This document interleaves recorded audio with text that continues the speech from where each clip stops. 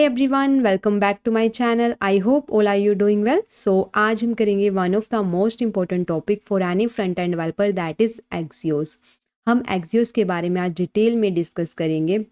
हम देखेंगे कि एक्सियोस होता क्या है, डिफरेंस क्या होता है फेच एंड एक्सियोस में इंस्टांस कैसे बनते हैं, कैसे इंस्टांस का हम यूज़ करते हैं, and one of the most confusing and important topic in Axios, that is interceptor. How we use, हम इंटरसेप्टर का कैसे यूज़ करते हैं एक्सियोस के अंदर, एंड जो एक्सियोस है वो कैसे हमारा हेल्पफुल होता है कोई भी रिक्वेस्ट सर्वर पे भेजने के लिए एंड वहाँ से रिस्पॉन्स गेट करने के लिए। ठीक है, ये सारी चीज़ें हम देखेंगे आज एक्सियोस के अंदर। ठीक है, इसका प्रैक्टिकल भी करेंगे। डोंट वरी, मैं आपको स्टेप बाय स्टेप सारी चीज़ें बताती जाऊँगी।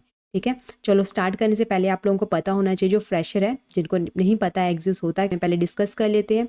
एंड अगर किसी को ऑलरेडी इन सभी चीज़ों के बारे में पता है, सिर्फ इसकी इम्प्लीमेंटेशन देखनी है, तो इस पार्ट को वो स्किप कर सकता है। तो पहले एक्सियोस होता क्या है। एक्सियोस क्या है, एक जावास्क्रिप्ट की लाइब्रेरी है जो आपकी एचटीटीपी रिक्वेस्ट भेजने में आपकी हेल्प करती है। ठीक है, बेसिकली क्या होता है, अगर आपके फ्रंट एंड ने बैकएंड से कुछ डाटा वगैरह गेट करना है, जहाँ पे डाटा वगैरह पोस्ट करना है बैकएंड में, ठीक है, डाटाबेस में डाटा स्टोर करवाना है, जब वहाँ से डाटा लेके आना है, देन वहाँ पे हम एक्सियोस का यूज़ करते हैं। ठीक है, एक्सियोस का यूज़ करते हैं मतलब अपने आपने कोई एचटीटीपी की रिक्वेस्ट भेजनी है, बैकएंड से कोई रिस्पॉन्स गेट करना है, वहाँ पे हम एक्सियोस का यूज़ करते हैं। ठीक है, तो आपके माइंड में जो क्वेश्चन आ रहा होगा कि इसके लिए तो हमने फैच का यूज़ करते, फैच का ही यूज़ कर रहे थे अभी तक हम। तो फैच एक बिल्ड इन फंक्शन होता है रिडक्स टूल किट के अंदर। ठीक है, बट जो एक्सियोस है एक लाइब्रेरी होती है, इसके पास बहुत ज़्यादा खुद की कुछ फंक्शनैलिटी होती है। ठीक है, जो इसको बहुत ज़्यादा एडवांस बनाती है एंड मोर पावरफुल बनाती है। वो हम सभी चीज़ें डिस्कस करेंगे। ठीक है, तो पहले इसमें थोड़ा कंपैरिजन देख लेते हैं, ताकि इंटरव्यू अगर हमसे क्वेश्चन पूछे तो हम इजीली इसका रिप्लाई कर सकें। तो फैच क्या होता है, इसमें जो फैच है वो ऑटोमेटिकली आपके जेसन डाटा को हैंडल नहीं कर सकती। ठीक है, उसके लिए हमें जेसन में कन्वर्ट करना पड़ता है अपने डाटा को मैनुअली। ठीक है, जबकि एक्सियोस में ऐसा कुछ नहीं होता, जो ऑटोमेटिकली आपके डाटा को जेसन डाटा में कन्वर्ट कर देती है। ठीक है, fetch does not throw, fetch कोई भी आपकी एचटीटीपी एरर को थ्रो नहीं करती। लाइक 404 पेज नोट फाउंड वाली होती है, 401 अनऑथराइज्ड वाली होती है, ऐसी कोई एरर थ्रो नहीं करता फैच, जबकि एक्सियोस सारी एरर हमें जो थ्रो करता है।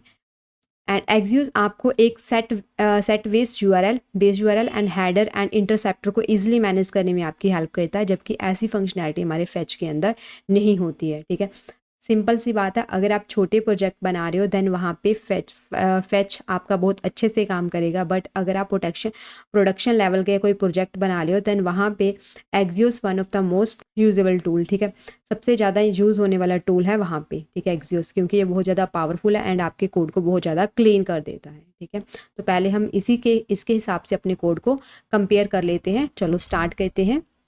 प्लीज़ इसके पहले आप लोगों प्रीवियस वाली वीडियो ऑथराइजेशन ऑथेंटिकेशन वाली वीडियो चेकआउट कर लेना।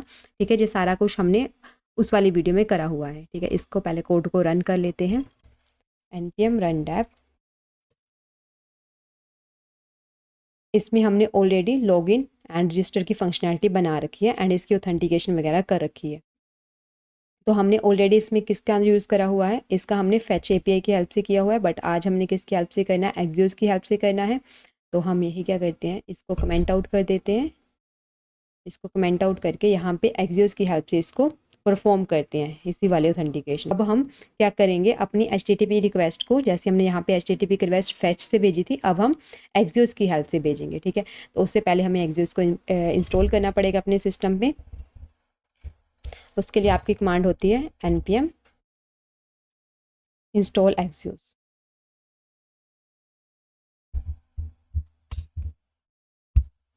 ठीक है, इसके बाद npm run dev की कमांड चला लो और आप यहाँ package.json में जाके जहाँ चेक कर सकते हो कि एक्सियोस आपका इंस्टॉल हुआ है या नहीं हुआ। ठीक है, हो गया इतना। अब हमने यहाँ पे एचटीटीपी की रिक्वेस्ट एक्सियोस की हेल्प से भेजनी है, तो पहले हमें ऐसा ही कंपोनेंट बनाना पड़ेगा। तो हम यहाँ पे कंपोनेंट बना लेते हैं, एक्सपोर्ट सेम नाम का बना लेते हैं ताकि कहीं और जाके हमें चेंज ना करना पड़े। जैसे हमने लॉगिन ओथ बनाया था, इसमें हम बनाएंगे क्रिएट अ सिंक थंक, जिसके अंदर हम इसका नाम लिखेंगे एंड उसके बाद हमारा आएगा असिंक फंक्शन, जो असिंक्रोनस टास्क को परफॉर्म करने में आपकी हेल्प करता है। लॉगिन टाइम पे हमने 2 डाटा भेजना है, क्या क्या भेजना है, अपना ईमेल एंड पासवर्ड भेजना है। आप इसको ऐसे यूज़र डाटा भी लिख सकते हो। यूज़र डाटा एंड उसमें आता है थंक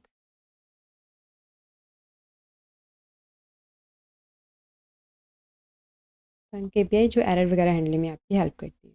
ठीक है, तो अभी हमने क्या करना है, यहाँ पे आप ट्राई एंड कैच ऐड कर सकते हो और हमने अब रिस्पॉन्स गेट करना है। अब देखो यहाँ पे अपने रिस्पॉन्स गेट करना है अवेट। अब हमने यहाँ पे डायरेक्ट ही एक्सियोस का यूज़ कर लेना है। ठीक है, एक्सियोस आपके ऊपर भी इंपोर्ट हो गया डॉट। अभी हमने क्या करना है, डाटा को पोस्ट करना है ना, पोस्ट करना है ना, डाटा को कंपेयर करना है, तो जहाँ पे आएगा एक्सियोस डॉट पोस्ट। ठीक है, इसके अंदर डायरेक्ट आपने ये वाला यूआरएल ऐड कर देना है एपीआई का। आपने यहाँ पे एचटीटीपी की रिक्वेस्ट भेज दी है। ठीक है, उसके बाद आपने यहाँ पे एक और चीज़ भेजनी है। क्या भेजना है, यूज़र डाटा। यूज़र डाटा यहाँ पे क्या ऐड हो गया, यहाँ पे यूज़र डाटा आना ना, यूज़र डाटा। ठीक है, वेल एंड गुड, यहाँ तक ठीक है, कोई प्रॉब्लम नहीं है यहाँ तक। अब देखो यहाँ पे, अब आप देख रहे होंगे इसके बाद हमें ऐसा कुछ नहीं लिखा हमने यहाँ पे। ठीक है, मेथड वगैरह नहीं हमें लिखना पड़ा और बॉडी को जेसन डॉट स्टिंगीफाई में नहीं कन्वर्ट करना पड़ा। ठीक है, इसके बाद आपने यहाँ पे हेडर ऐड करना है। हेडर के अंदर यहाँ पे आपने जैसा लिखा है कंटेंट टाइप, ये वाली चीज़ यहाँ पे ऐड कर दो बस। ठीक है, डोंट वरी, इसका भी हम सोल्यूशन निकालेंगे, इसकी आप टेंशन ना लो। अभी अपने ऐड करना है और इसके बाद हम यहाँ पे कैच ऐड कर देते हैं एरर हैंडलिंग के लिए।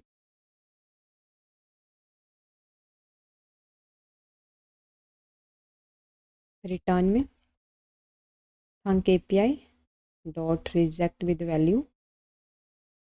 यहाँ पे आप कुछ भी लिख सकते हो, रिक्वेस्ट रिजेक्टेड।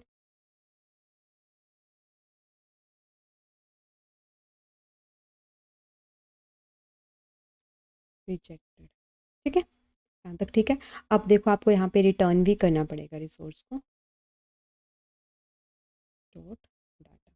अब देखो अपन दोनों कोड को कंपेयर करो। देखो जब आप डाटा भेज रहे थे, आपने मेथड पोस्ट है ना, आपने डाटा भेजना है। ठीक है, तो आपको डाटा को किस में कन्वर्ट करना पड़ रहा है, पहले स्टिंगीफाई में कन्वर्ट करना पड़ रहा है एंड वहाँ से जो आपको रिस्पॉन्स मिल रहा है उसको आपने रिस्पॉन्स डॉट जेसन में कन्वर्ट करना पड़ रहा है। ठीक है, जबकि एक्सियोस में ऐसा कुछ नहीं है। एक्सियोस में ऐसा कुछ नहीं, आपको कुछ ऐसा कन्वर्ट करने की ज़रूरत नहीं है। ठीक है, सिंपली आप डाटा वहाँ से ले रहे हो, उसको वो ऑटोमेटिकली आप उस जो डाटा एक्सियोस हमें देता है रिस्पॉन्स में, ऑटोमेटिकली वो जेसन में कन्वर्ट करके ही हमें देता है।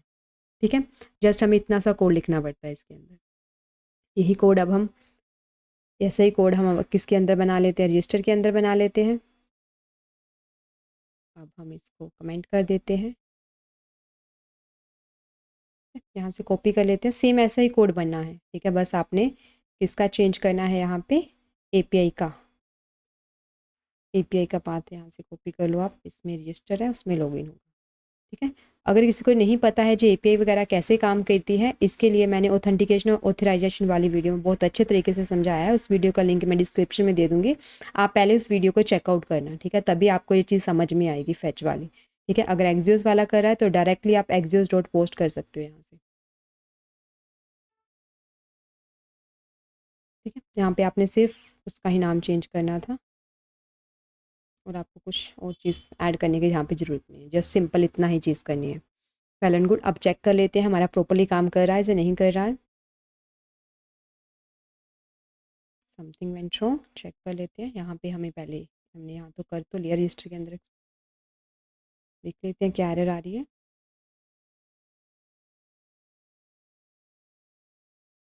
रजिस्टर ऑथ, रजिस्टर में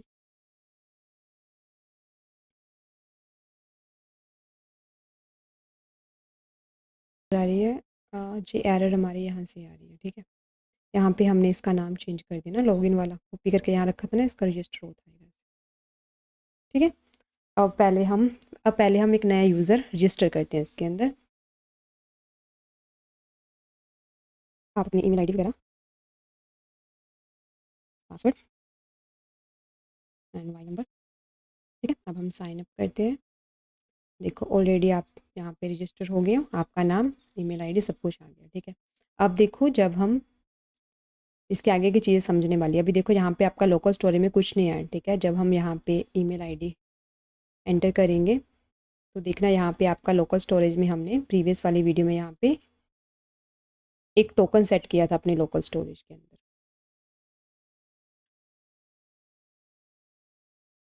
आप सक्सेसफुली यहाँ पे लॉगिन कर गए पेज में। देखो यहाँ पे अब आपका क्या आ गया, टोकन आ गया है। ठीक है, अब हमने इसकी हेल्प से यहाँ पे प्रोफाइल में अपना डाटा शो करवाना है। ठीक है, कौन सा यूज़र यहाँ पे शो हुआ है वो चीज़ हमने शो करवानी है।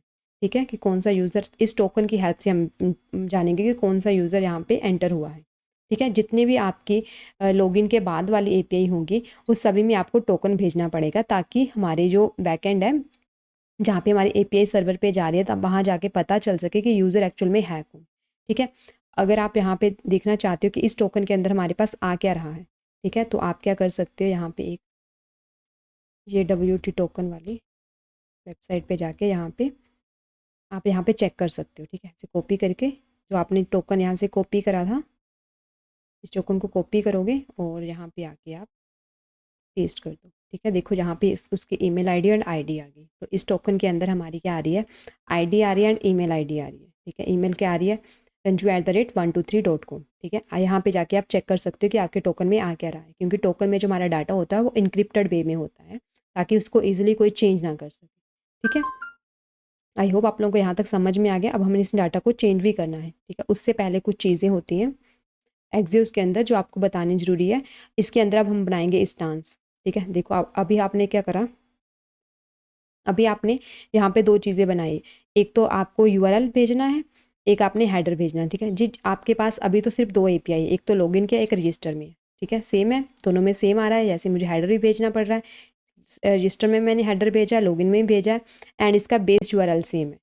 बेस यूआरएल सेम है ना। तो अभी तो आपके पास दो एपीआई है। मानो कि अभी आपके पास बहुत बड़ी एप्लीकेशन है जहाँ पे आपने 10 15 20 25 30 एपीआई को हिट करना है। ठीक है, तो वहाँ पे आपको ये चीज़ बार बार क्या करनी पड़ेगी, रिपीट करनी पड़ेगी।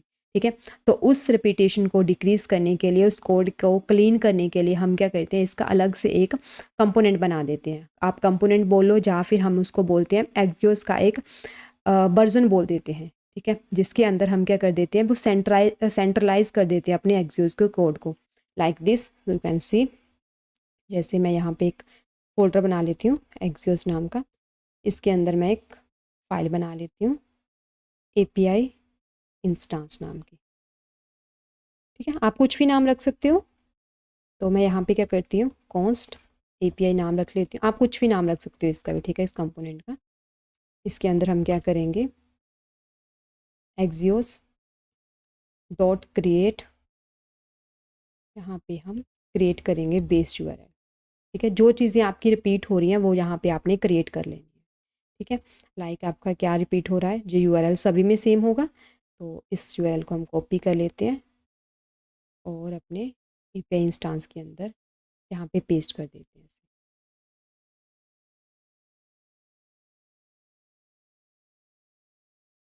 ठीक है, एंड सेकंड वन इज़ आपका हेडर। ठीक है, यहाँ से हम कॉपी कर लेते हैं इस हेडर को और अपने इंस्टांस के अंदर यहाँ पे ऐड कर देते हैं।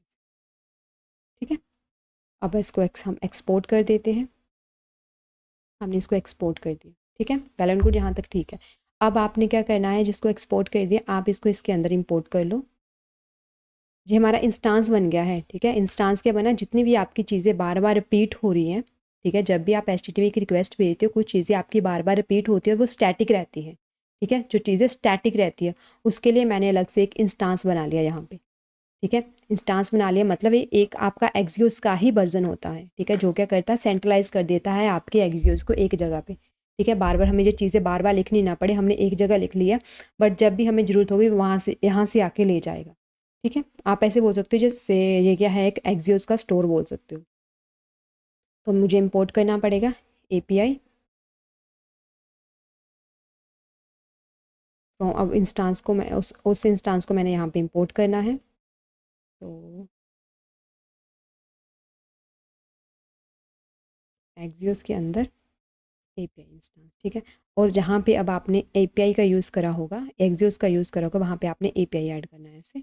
और ये आगे वाला URL को आपने रिमूव कर देना है, एंड जो हेडर है इसको भी आप यहाँ से रिमूव कर दो। ठीक है, हो गया। सेम यही चीज़ हमने अब इसके अंदर करनी है, लॉगिन के अंदर करनी है। Import API from, time save करने के लिए मैं यहीं से कॉपी कर लेती हूँ इस चीज़ को ऐसे, और यहाँ पे एक्सियोस की जगह मैं API लिख दूँगी, ठीक है। और यहाँ भी हमने जिस चीज़ लिखी है इसको यहाँ से रिमूव कर देते हैं, ठीक है। एंड इसके URL को भी यहाँ से हटा देते हैं, ठीक है। अब देखो ये क्या हो रहा है, जब भी हमारी रिक्वेस्ट आएगी API पे जब हम क्लिक करेंगे, देखो ये कहाँ पे मुझे यहाँ पे ले जाती है, और यहाँ से मुझे ये API इंस्टांस के अंदर ले जाएगी, जहाँ पे स्टैटिक डाटा पड़ा हुआ है जो बेस URL है उसका एंड हेडर का। ये हमेशा चीज़ें साथ जाती ही जाती है।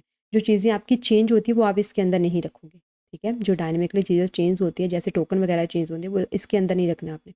इसके अंदर इंस्टांस के अंदर हमेशा वही चीज़ें रखनी है जो स्टैटिक होंगी, वो चेंज नहीं होगी, ठीक है। वही चीज़ें इसके अंदर रखनी है, ठीक है। अब हम चेक कर लेते हैं ये वर्क कर रहा है प्रॉपरली या नहीं। इसके अंदर कुछ एरर है डिफ़ॉल्ट, तो इसको आपने यहाँ करली ब्रेसेस के अंदर रखना है। इतना आसान होता है आपका इंस्टांस बनाना।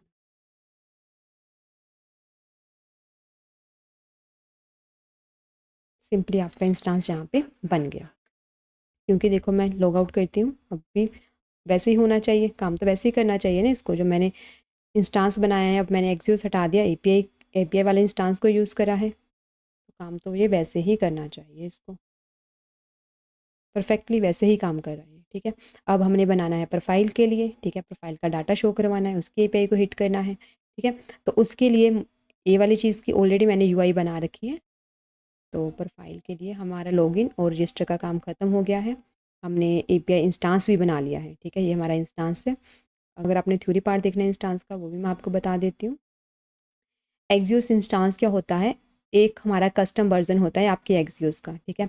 वी जो सेट डिफ़ॉल्ट सेटिंग, आप यहाँ पे डिफ़ॉल्ट सेटिंग कर सकते हो, लाइक अपना वेस URL रख सकते हो, हेडिंग रख सकते हो। जब आपने जो आपका कोड बार बार रिपीट हो रहा है एवरी टाइम, उसको आप एक जगह बना के रख सकते हो, ठीक है। एक जगह उसका इंस्टांस बना के रख सकते हो, उसको आप क्या बोल देते हो, इंस्टांस बोल देते हो, ठीक है। ये एक तरह का कस्टम वर्जन ही होता है आपके एक्सियोस का, ठीक है। इतनी सी चीज़ होती है। अब पहले हम इसको हैंडल कर लेते हैं प्रोफाइल को, ठीक है। प्रोफाइल का डाटा गेट करना है, तो प्रोफाइल करवाना है, जो यूज़र की इन्फॉर्मेशन है वो यहाँ पे प्रोफाइल में शो करवानी है, ठीक है। तो उसके लिए हमें इसका स्लाइस बनाना पड़ेगा। प्रोफाइल का डाटा शो करवाना है तो प्रोफाइल का स्लाइस बनाना पड़ेगा। तो प्रोफाइल का मैंने स्लाइस बना लिया .jsx। तो कॉन्स्ट यहाँ पे प्रोफाइल यूज़र प्रोफाइल लिख लेते हैं। यहाँ पे मुझे क्रिएट अ सिंक थंक बनाना पड़ेगा, एंड इसका नाम क्या होगा, API हिट होगी ना यहाँ पे यूज़र की इंफॉर्मेशन गेट करने के लिए। क्रिएट अ सिंक थंक में हम प्रोफाइल ऐड कर देते हैं नाम, एंड यहाँ पे हम सिंक का यूज़ करेंगे। यहाँ पे हमने भेजना तो कुछ भी नहीं है, एंड थंक API एरर हैंडलिंग के लिए, ठीक है। अब इसके अंदर हमने बनाना है, मैंने आपको पिछली वाली वीडियो में ऑलरेडी बता रखा है कि कैसे हमने इसका सेटअप करा हुआ है, ठीक है। इसका हमने बता देती हूँ आपको फिर से एक बार।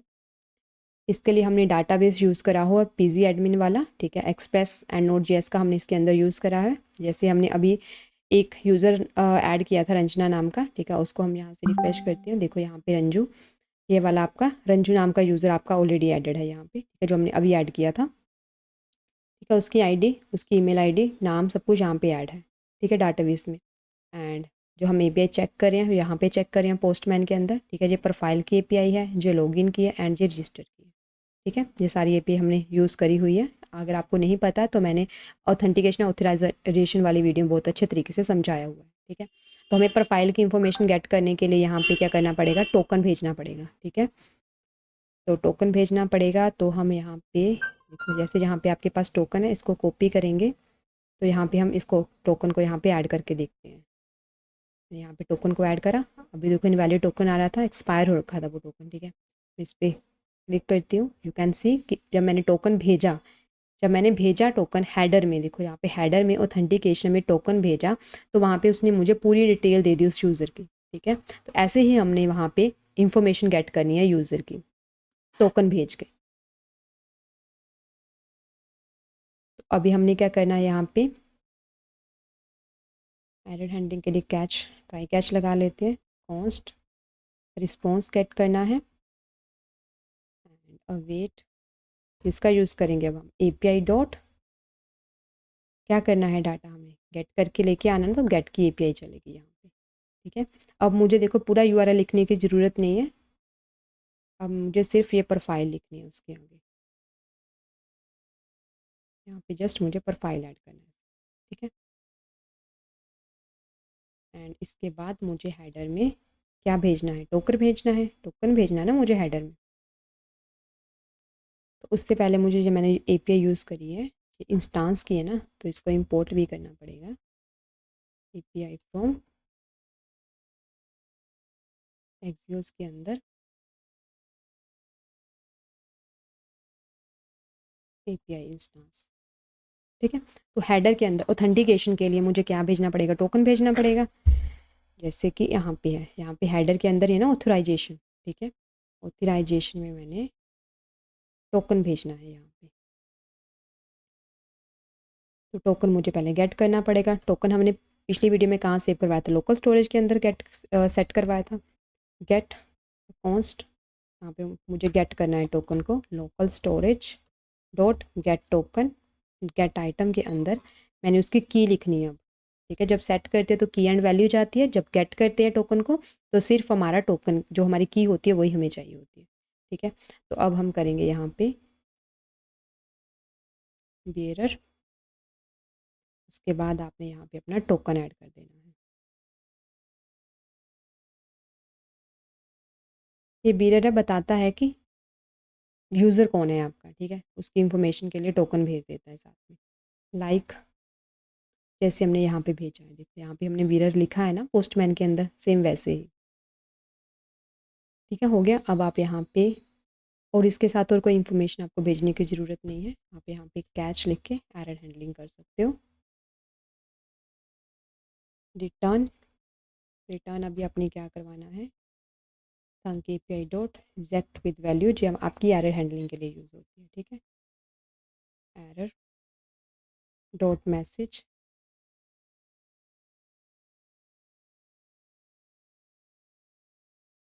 अगर है that is well and good, अगर डाटा है फिर भी ठीक है, अदरवाइज आप कस्टम लिख सकते हो यहाँ पे, request is rejected, is rejected. ठीक है, यहाँ तक अभी तक सही चल रहा है। अब यहाँ पे मुझे रिटर्न भी करना पड़ेगा अपना रिस्पॉन्स डॉट डाटा को। ठीक है, हमारे एपीआई का सेटअप यहाँ पे हो गया है। अब हमने क्या करना है, इसका स्लाइस बनाना है, तो कॉन्स्ट प्रोफाइल स्लाइस। अब लॉगिन के बाद अब आप जितनी भी एपीआई हिट करोगे वहाँ पे आपको हेडर में ऑथेंटिकेशन में टोकन भेजना ही भेजना पड़ेगा। ठीक है, तो उसका सोल्यूशन भी मैं आपको बताऊंगी। यहाँ पे हम पहले क्रिएट कर लेते हैं, क्रिएट स्लाइस कर लिया, जिसके अंदर आपका पहले आएगा नेम, कि आपके स्लाइस का क्या नाम है, प्रोफाइल, एंड यहाँ पे आप इनिशियल स्टेट सेट कर देते हो।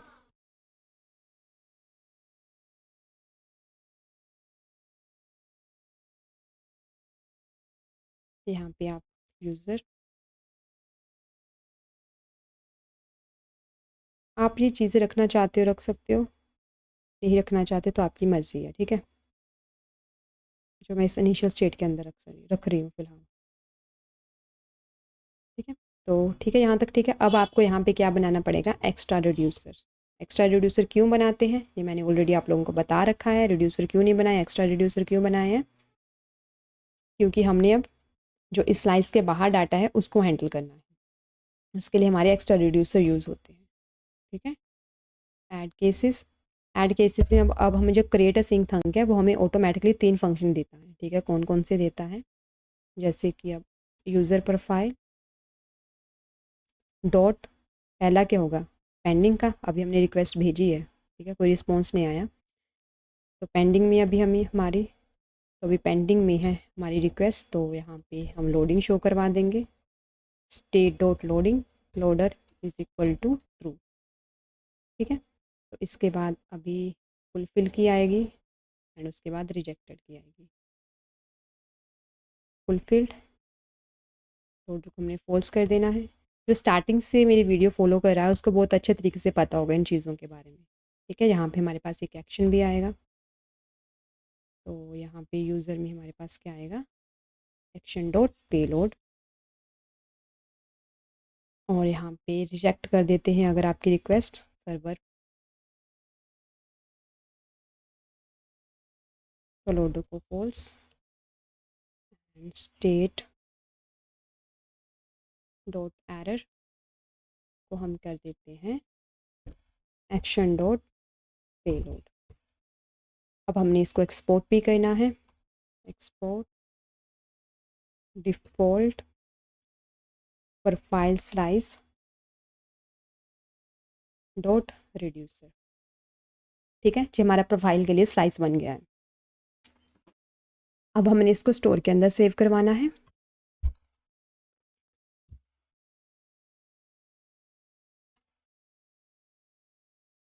प्रोफाइल रिड्यूसर,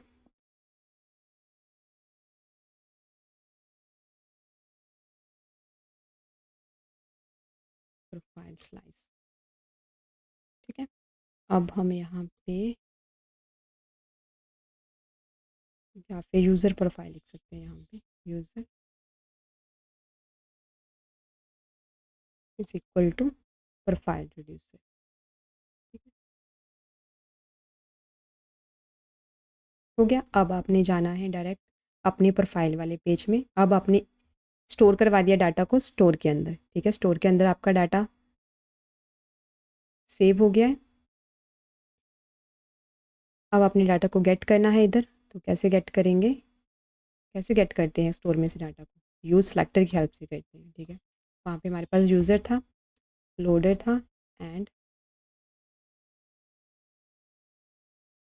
सॉरी ये गलत लिख हो गया यहाँ पे, इसकी वजह से यहाँ पे हमारे पास स्टोर में क्या क्या था, मतलब कि हमने जब इसका इनिशियल स्टेट सेट करी तो हमारे पास क्या था, यूज़र था, लोडर था एंड एरर था। सेम यही चीज़ें आपने यहाँ पे लिखनी है, user loader and error is equal to use selector hook का यूज़ करेंगे।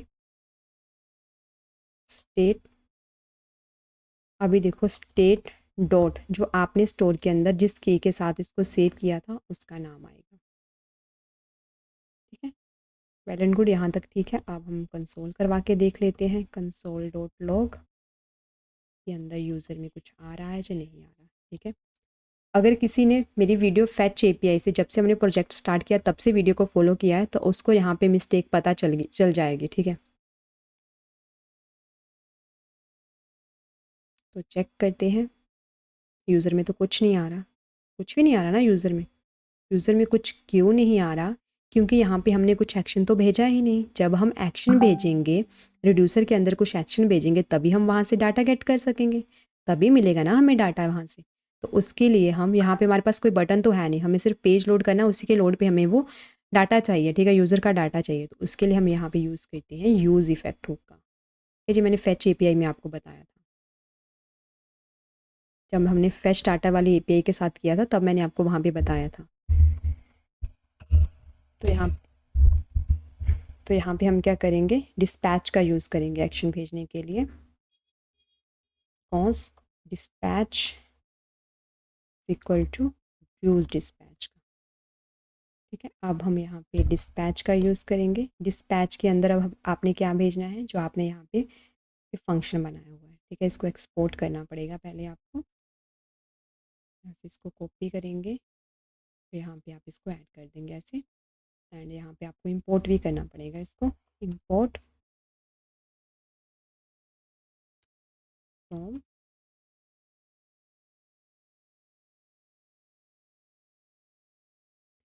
डक्स के अंदर प्रोफाइल स्लाइस के अंदर है। ठीक है, इसको आपको कर्ली ब्रेसेस में लिखना है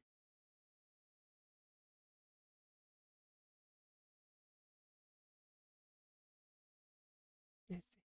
ठीक है, और यहाँ पे जब एक्शन कॉल हो तभी इसको मतलब कॉल करना है। ठीक है, बार बार हर उस पर नहीं करना। कुछ एरर है, default provide an export name user profile. हो तो गया है, अब इसमें क्या प्रॉब्लम है? Request module does not provide an export name user profile.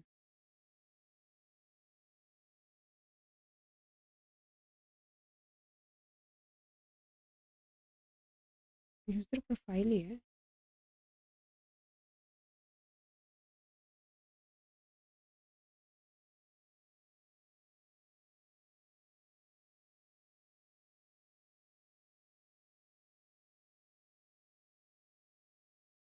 There is some mistake. User profile at profile number 3. Import user profile product slice के अंदर तो है प्रोफाइल, तो प्रोडक्ट स्लाइस नहीं, यहाँ पे प्रोफाइल स्लाइस, प्रोफाइल स्लाइस के अंदर है। ठीक है, देखो हो गया। यहाँ पे आपका यूज़र में अभी इंफॉर्मेशन आ गई। ID 55 है, नेम रंजू है, लास्ट नेम देवी है, एंड ईमेल ID ये है, एंड फ़ोन नंबर ये वाली चीज़ है। ठीक है, ये सारा डाटा आपके पास यहाँ पे आ गया। अब आप चेक कर सकते हो, यही सारा डाटा यहाँ पे है, एंड यही सारा डाटा आपका डाटाबेस में स्टोर है। ठीक है, अब मुझे ये डाटा यहाँ पे शो करवाना है। शो करवाने के लिए हम क्या करेंगे, यहाँ पे पहले कंडीशन लगा लेते हैं, अगर बाय चांस कोई डाटा नहीं है आपके पास। ठीक है, अगर कोई डाटा है that is well and good, तब तो अच्छा है, तब आपने यहाँ पे शो करवा देना है।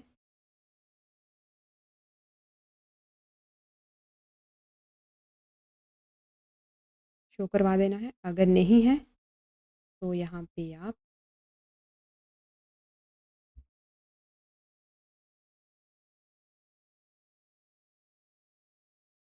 अगर नहीं है अगर नहीं है यहाँ पे आप लिख सकते हो ऐसे, यूज़र नोट फाउंड। ठीक है, हमने कंडीशन लगा दिया। अब हमने क्या करना है, यहाँ पे यूज़र नेम की जगह हमने यूज़र का नाम डिस्प्ले करवाना है। तो कैसे करवाएंगे, यूज़र डॉट, अब अपने यहाँ पे देखना है, जो फर्स्ट नेम जैसे कि यहाँ पे रखी होगी ना, सेम वही वाली की आपने यहाँ पे ऐड करनी है। ठीक है, ये फर्स्ट नेम है, इसके साथ मुझे यहाँ पे लास्ट नेम भी ऐड करना है, और ईमेल आईडी भी, एंड मोबाइल नंबर। इसकी की कॉपी कर लेते हैं अब यहाँ से।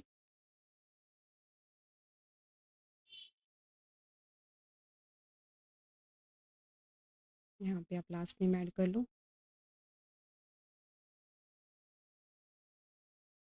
आप इसके लिए डमी एपीआई का भी यूज़ कर सकते हो। ठीक है, मैंने इसके लिए इसको इसलिए बनाया है ताकि आपको पता चल सके कि रियल टाइम में हम कैसे काम करते हैं, कैसे एपीआई को गेट करते हैं, कैसे चेक करते हैं पोस्टमैन में। ठीक है,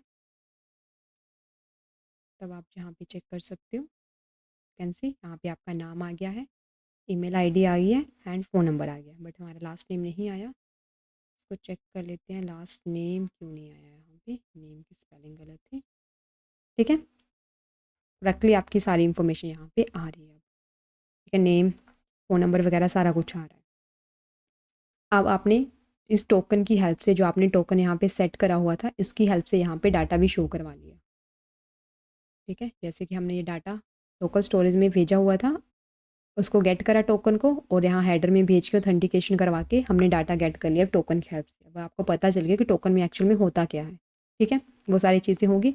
अब आपके पास लॉगिन के बाद जितनी भी एपीआई रन होगी, ठीक है, जितनी भी एपीआई आपकी रन होगी, उन सभी में आपको हेडर में ऑथराइजेशन भेजनी ही पड़ेगी ऑथेंटिकेट करने के लिए, ताकि सर्वर को पता चल सके यूज़र है कौन एक्चुअल में।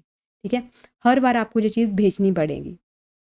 ठीक है, तो अब जब हमें बार बार ये चीज़ भेजनी पड़ेगी, तो हम क्या करेंगे, इसको यहाँ ना रख के, ठीक है, हम इसको इंस्टांस वाली फ़ाइल के अंदर इंटरसेप्टर के साथ मैनेज कर सकते हैं। ठीक है, इंटरसेप्टर के थ्रू हम इसको मैनेज कर सकते हैं। कुछ बच्चों के दिमाग में ये क्वेश्चन होगा कि अगर ये बार बार चीज़ रिपीट हो रही है, तो हम इसको इंस्टांस वाली फ़ाइल के अंदर क्यों नहीं रख सकते, यहाँ यहीं क्यों नहीं रख देते, क्यों हम यहाँ पे इंटरसेप्टर का कॉन्सेप्ट ला रहे हैं।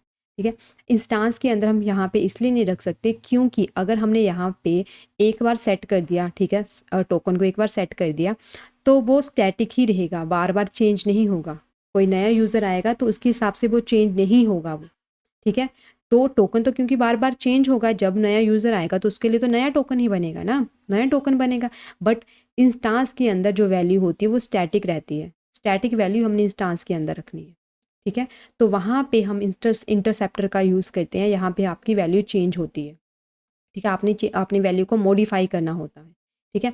वो वाली चीज़ें हम इंटरसेप्टर के अंदर रखते हैं, ठीक है। आई होप वालों को यहाँ तक पता चला कि इंटरसेप्टर के अंदर हम क्या कौन सी चीज़ें रखते हैं एंड इंटरसेप्टर काम कैसे करता है। इंटरसेप्टर काम कैसे करता है वो मैं आपको बताती हूँ।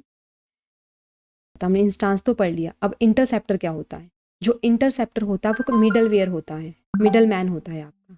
इंटरसेप्टर क्या है, एक मिडल मैन है जो जब भी आप रिक्वेस्ट भेजते हो एंड जब भी आप रिस्पॉन्स गेट करते हो, ठीक है। जितनी भी आपने रिक्वेस्ट भेजनी है, रिस्पॉन्स गेट करने हैं, वो सारे आपके इंटरसेप्टर के थ्रू होके ही आते हैं, ठीक है। वो सारी रिक्वेस्ट जो आप भेजोगे एंड रिस्पॉन्स गेट करोगे सर्वर से, वो सारे आपके इस इंटरसेप्टर के थ्रू होके ही आएंगे, ठीक है। ये एक मिडल मैन का काम करता है इंटरसेप्टर। इंटरसेप्टर की ज़रूरत हमें क्यों पड़ी, क्योंकि जो हेडर में हम ऑथेंटिकेशन के लिए बार बार हमें टोकन भेजना पड़ता है, ठीक है, बार बार हमें वो कोड लिखना पड़ता है, तो उसके लिए हम इंटरसेप्टर यूज़ करेंगे। जब भी क्लाइंट रिक्वेस्ट भेजेगा उससे पहले वो कहाँ पे इंटरसेप्टर में जाएगा, वहाँ पे इंटरसेप्टर क्या करेगा, ऑटोमेटिकली वो हेडर में टोकन को ऐड कर देगा एंड व्हेन वो सर्वर के पास जाएगा, सर्वर उसको ऑथेंटिकेट करेगा एंड रिस्पॉन्स भेजेगा, ठीक है। रिस्पॉन्स भेजेगा, वो रिस्पॉन्स भी आपका इंटरसेप्टर के थ्रू होके ही क्लाइंट तक वापस आएगा, ठीक है। अगर उस रिस्पॉन्स में कुछ मॉडिफिकेशन करनी है, जो फॉर्मेटिंग करनी है, वो सारी आप इंटरसेप्टर ही करके देगा आपको ऑटोमेटिकली। जितनी भी आपकी HTTP की रिक्वेस्ट रिस्पॉन्स जो भी आते हैं वो सारे इंटरसेप्टर ही हैंडल करता है ऑटोमेटिकली। आपको कुछ भी इसमें करने की ज़रूरत नहीं है, आपने सिर्फ एक बार इसको एडजस्ट करना है, एक बार इसका कोड लिखना है, बार बार नहीं लिखना है, ठीक है। तो जितना भी इंटरसेप्टर क्या करता है, एक मिडल मैन का काम करता है। जितनी भी आपने रिक्वेस्ट सेंड करनी है सर्वर पे या सर्वर से रिस्पॉन्स लेने, वो सारे आपके इंटरसेप्टर से होके ही जाते हैं, ठीक है। ये क्या करता है, जितनी भी आपकी रिक्वेस्ट आएगी लॉगिन के बाद की, जितनी भी आपकी रिक्वेस्ट आएगी उन सभी में ऑटोमेटिकली टोकन को ऐड कर देगा उनके हेडर में, ठीक है। जो आपकी जितनी भी एरर होंगी, जो रिस्पॉन्स आएगा उसमें जितनी भी एरर होंगी, जो रिस्पॉन्स होगा उन सभी को ग्लोबली हैंडल करेगा एंड आपकी जितनी भी रिक्वेस्ट होगी या रिस्पॉन्स होगी उसको आप मॉडिफाई भी कर सकते हो, ठीक है। हेडर को मॉडिफाई कर सकते हो, बॉडी को मॉडिफाई कर सकते हो, ठीक है। कुछ आपने अपने हिसाब से कुछ चेंजेस करना चाहते हो वो भी आप इसके अंदर कर सकते हो इंटरसेप्टर के अंदर, ठीक है। आई होप आप लोगों को इंटरसेप्टर तो समझ आ गया कि होता क्या है। अब हम इसको बना के देखते हैं, अब हम इसको बना के देखते हैं। यहाँ पे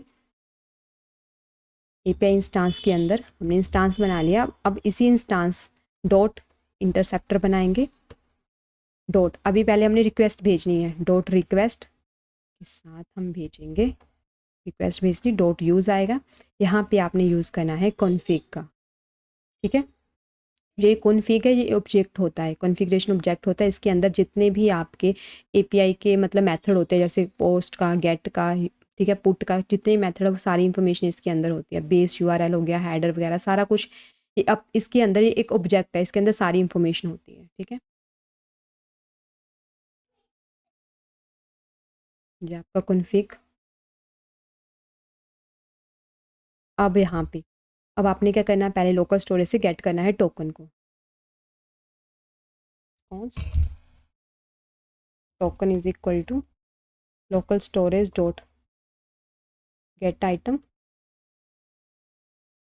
टोकन। यहाँ पे आपका टोकन आ जाएगा एंड अब टोकन आपको मिल गया। इफ़ आपके पास अगर टोकन है, ठीक है, टोकन है तो क्या कर देना, उसने config dot authorization dot header, header रहेगा ना, हेडर डॉट ऑथराइजेशन, हेडर के अंदर जो ऑथराइजेशन है उसके अंदर उसने उसको ऐड कर देना है, ठीक है। कर्ली ब्रेसेस के अंदर आपका टोकन आ जाएगा, ठीक है। जितनी भी आपकी रिक्वेस्ट आएगी इसके थ्रू होके जाएगी, ठीक है। जितनी भी आपकी HTTP की रिक्वेस्ट आएगी इस इंटरसेप्टर के थ्रू होके जाएगी। उसके हेडर में इसने क्या करना है, उसके उन जितनी भी रिक्वेस्ट आनी उनके हेडर में उसने टोकन ऐड कर देना है, ठीक है। और रिटर्न, जब तक आप रिटर्न नहीं करोगे कन्फिग को, ये काम नहीं करेगा, ठीक है। रिटर्न करना ज़रूरी है, ठीक है। जी हमारी रिक्वेस्ट टाइम हो गया। अब हमने क्लाइंट ने सर्वर पे रिक्वेस्ट भेजी है, जो काम इसके अंदर होगा, ठीक है। अब हमारे पास रिस्पॉन्स आएगा सर्वर से, उसको कैसे हैंडल करते हैं, API dot interceptor dot response dot use. इसके अंदर हमारे पास क्या आता है, रिस्पॉन्स आता है,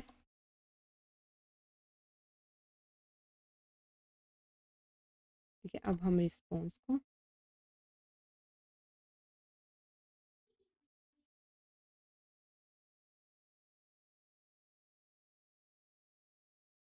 ठीक है, हो गया। ये हमारे रिस्पॉन्स हम यहाँ पे रिस्पॉन्स रिटर्न करेगा। कभी कभी हमारे पास एरर भी आएगी, उस एरर को कैसे हैंडल करते हैं। एरर आएगी, एरर को कैसे हैंडल करना है। इफ़ अगर आपके पास एरर डॉट रिस्पॉन्स, अगर आपके पास एरर डॉट रिस्पॉन्स है and status is equal to 401, तो आप यहाँ पे टोस्टर शो करवा सकते हो। ठीक है, टोस्टर डॉट एरर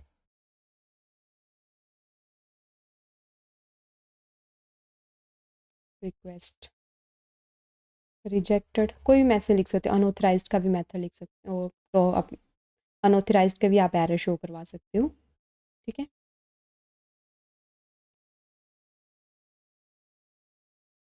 और आप इसके बाहर यहाँ पे रिटर्न करवा सकते हो प्रॉमिस डॉट रिजेक्ट के अंदर आप एरर रिटर्न करवा सकते हो। ठीक है, वेल एंड गुड, इतना ही काम होता है। ठीक है, इसके अंदर आप यूज़ केसेस भी बना सकते हो, अलग अलग केसेस के। इसके अंदर आप यूज़ केसेस भी बना सकते हो, इसके अंदर आप यूज़ केसेस भी बना सकते हो अलग अलग, मतलब आपके स्टेटस के हिसाब से यहाँ पे एरर शो करवा सकते हो आप। ठीक है, जैसे 404 की है, पेज नोट फाउंड की है, 401 की है, 200 की है, सक्सेस की, वो सारी आप एरर इसके अंदर शो करवा सकते हो अपने कन्वीनियंट के हिसाब से। ठीक है, तो पहले चेक कर लेते हैं कि हमारा परफेक्टली काम कर रहा है, और इसके अंदर से अब हम ये हेडर को हटा देते हैं। ठीक है, जो ऑथराइजेशन के लिए हमने भेजे थे इसको रिमूव कर देते हैं यहाँ से। चेक कर लेते हैं कि ये परफेक्टली काम कर रहा है नहीं कर रहा है, क्योंकि हमने यहाँ पे ऑथराइजेशन अब इसके थ्रू नहीं हम भेज के, हमने इंस्टांस वाली फाइल इंटरसेप्टर के थ्रू अब हम भेज रहे हैं। ठीक है, किसके थ्रू भेज रहे हैं, इंटरसेप्टर के थ्रू। ऑटोमेटिकली उसने हमारे हेडर में वो चीज़ ऐड कर देनी चाहिए। अब हम यहाँ से लॉग आउट कर लेते हैं, यहाँ पे हमारे पास टोकन है ना, इसको यहाँ से लॉग आउट कर देते हैं। अब हम क्या करेंगे, स्टार्टिंग से करके देखते हैं। ठीक है, सारी चीज़ों को अब हम यहाँ पे रजिस्टर करते हैं।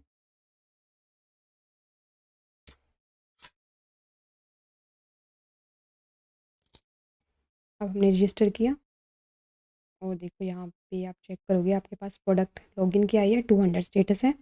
तो इसके अंदर आपके पास जो डाटा हेडर के अंदर आ रहा है ना, हेडर के अंदर वो सारी चीज़ें आपको यहाँ पे शो हो रही है। और जो पेलोड के अंदर आ रहा है, देखो ईमेल आईडी एंड पासवर्ड वगैरह आ रहा है।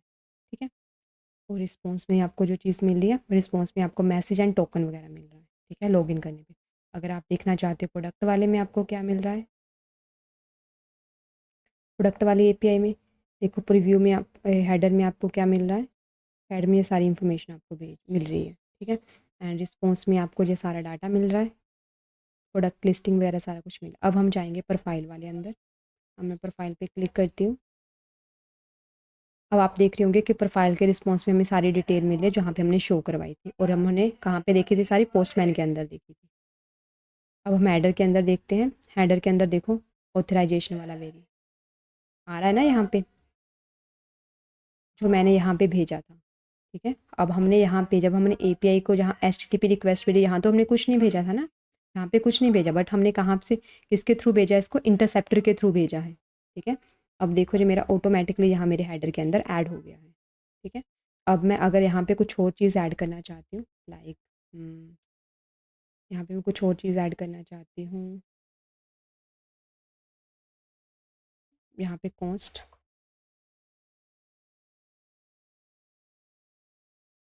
यहाँ मैं कॉन्फ़िग हेडर में ऐड करना चाहती हूँ। ठीक है, हेडर्स डॉट टेस्ट, टेस्ट के लिए कुछ भेज रही हूँ, रंजना इंटरसेप्टर। ठीक है, सेव करते हैं। अब आप चेक करोगे, यहाँ पे आपके पास टेस्ट नाम का देखो, टेस्ट नाम का आ गया, टेस्ट नाम से यहाँ पे रंजना इंटरसेप्टर आ गया। ठीक है, जो भी चीज़ आप यहाँ पे लिखोगे वो आपके हेडर के अंदर जाएगी। ठीक है, अगर आप बॉडी के अंदर भेजना चाहते हो तो बॉडी के अंदर भी वो चीज़ आ सकती आएगी। ठीक है, आप यहाँ से सेट कर सकते हो।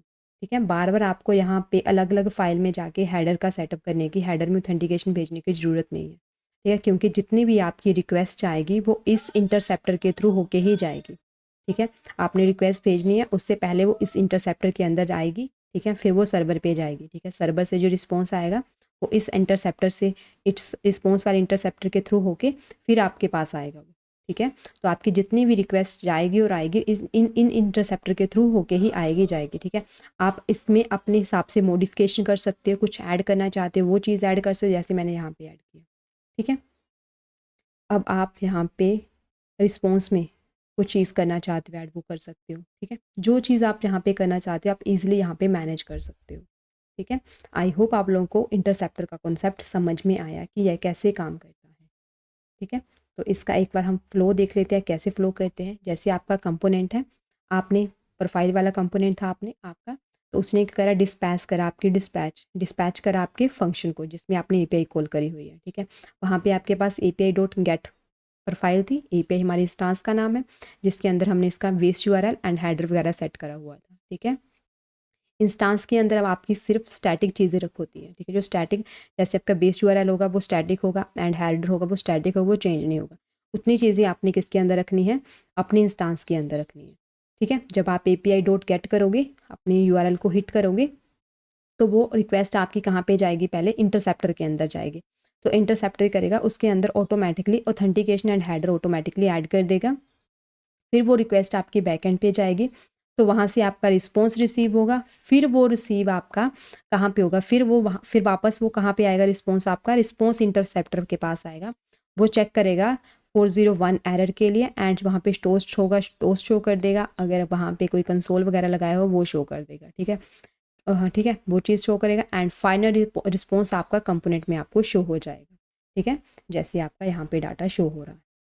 ठीक है, एंड यहाँ जैसे आप यहाँ पे कस्टम कुछ ऐड करना चाहते हो, टेस्ट वगैरह, वो भी ऐड कर सकते हो अपने आर्डर के अंदर। ठीक है, आई होप आप लोगों को इंटरसेप्टर का कॉन्सेप्ट समझ में आया कि कैसे इंटरसेप्टर और इंस्टांस हमारे काम करते हैं।